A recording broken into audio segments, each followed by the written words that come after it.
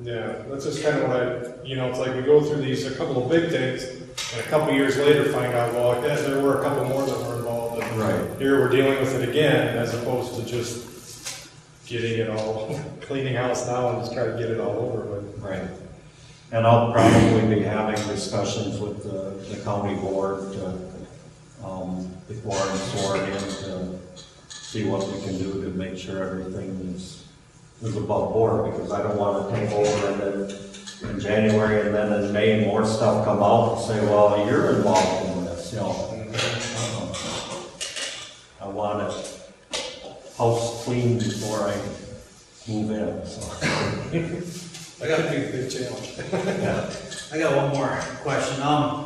In the past, and it's well known by a lot of people in the public, that when, let's say, a deputy or a law enforcement officer in the county gets himself into some kind of personal trouble, legal trouble, like the rest of us are in trouble and we get a ticket or a fine, our names get put in the paper, right? It's well known that when that happens in our county to a deputy, that their names are not put in the paper. It's kind of like hush hush. I want to know, is that a standard thing in every county? Is that a standard procedure? And if it is, what's the reason?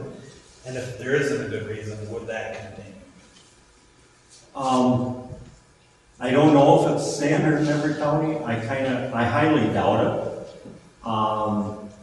Is it good practice? No. There's nobody above the law in my eyes. If I do something wrong, I should have to suffer the consequences for it. Now, people make mistakes. You want to turn right at a corner, you put your left turn signal on, and then you turn right. You make mistakes. By the letter of the law, you should get a ticket, but that type of stuff is up to the discrepancy of the officer. But I think what he's trying to get at is, let's say Officer Joe, I don't even know all the officers' names, is out drinking and gets a DUI.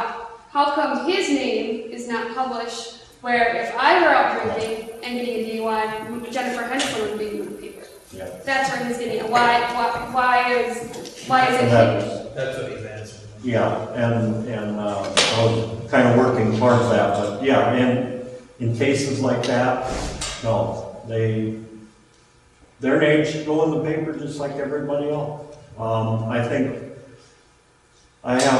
the post board has changed things, and I think if you get a DUI, they're probably going to look at your license from the post board now, too. So I'm not sure on that, but no, they are above the law. I have a question that was emailed to me. What makes you the best? What makes you the best candidate for the Dodge County Sheriff's position? I've thought about that and thought about that, and it just kind of dawned on me the other day when I was talking to somebody, because all my answers have said, what we have to do once I'm elected. Restoring trust in people, restoring trust within our own agency, restoring trust within the people of the county, and restoring trust to other agencies. Dodge County right now is kind of the laughingstock of every law enforcement agency in the area. We're, at times we're kind of okay, at other times we're looked down upon. Restoring trust is something I know how to do. I can do that. I said before, when I started in the schools with the DARE program, I built trust within the schools with that. When I started the school resource officer program, then I was dealing with the whole school, not just the elementary. And so I had to build trust within the, with the administration in the schools, with the staff in the schools, and with the students and parents, building that trust to let them know that I wasn't wasn't coming in to, to take over. I wasn't trying to replace anybody. I was there to help them how I could. And I believe that's a talent that I have. And that's what we need right now. We have to restore that trust to the people. We have to restore the trust within our own agency. I wish the fear wasn't there. We'd have all kinds of employees of the department sitting here. But there's fear of retaliation.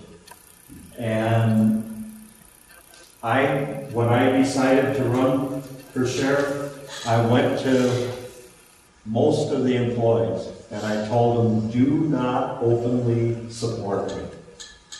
If you want to do stuff behind the scenes, that's up to you. Do not openly support me because I know what can happen.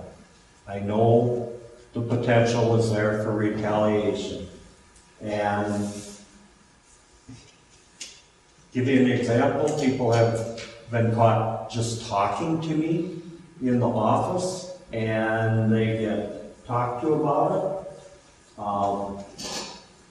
It's, stay away from it. I got a ride in somebody else's vehicle, county-owned vehicle. I was on duty working in that, but I rode to lunch with that person, and they got talked to about that. I wasn't supposed to be in their vehicle, and it's retaliation like that I knew was there.